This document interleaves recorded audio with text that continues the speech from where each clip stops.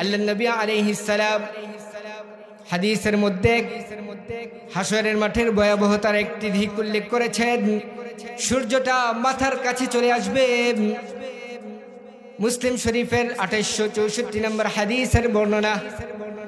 عن مقداد رضي الله تعالى عنه قال قال النبي صلى الله عليه وسلم تدنى الشمس إلى يوم القيامة من الخلق حتى تكون منهم كمقدار ميل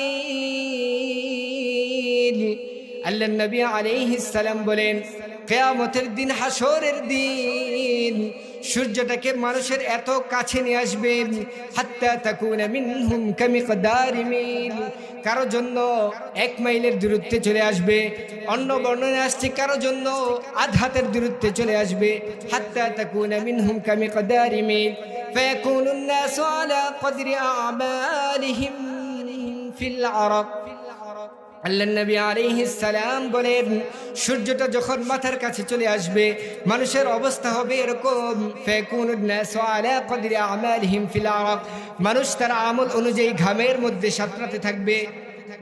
আল্লাহ নবী আলাইহিস সালাম বলেন, ফামিনহুম মান ইয়াকুনু ইলাল কাবাইন, কারো ঘাম তার টাকনু পর্যন্ত পৌঁছে যাবে। ওয়ামিনহুম মান ইয়াকুনু ইলা রুকবাতাইহি, কারো ঘাম তার হাঁটু পর্যন্ত পৌঁছে যাবে।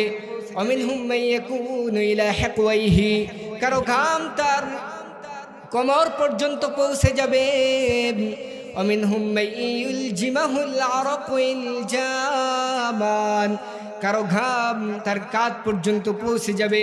ঘামের একটি বর্ণনা আসছে বুখারী শরীফের মধ্যে, বুখারী শরীফের 6532 নম্বর হাদিসের বর্ণনা। আল্লাহর নবী আলাইহিস সালাম বলেন, يعرق الناس إلى يوم القيامة من الخلق حتى تكون منهم كمقدار ميل।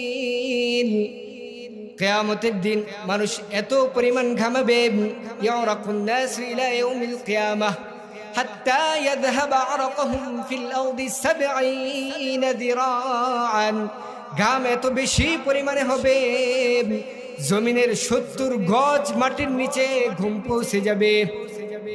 এরপরে আল্লাহর নবী আলাইহিস সালাম বলেন, ওয়ায়ুলজিমাহুমুল আরাক হাত্তা ইয়াবলুগা আযানিহিম, এরকম পরিমাণে ঘাম হবে কারো ঘাম কান পর্যন্ত পৌঁছে যাবে। বিশাল ঘামের দরিয়া বয়ে যাবে, মানুষ সাঁতরাতে থাকবে। এরকম কঠিন পরিস্থিতি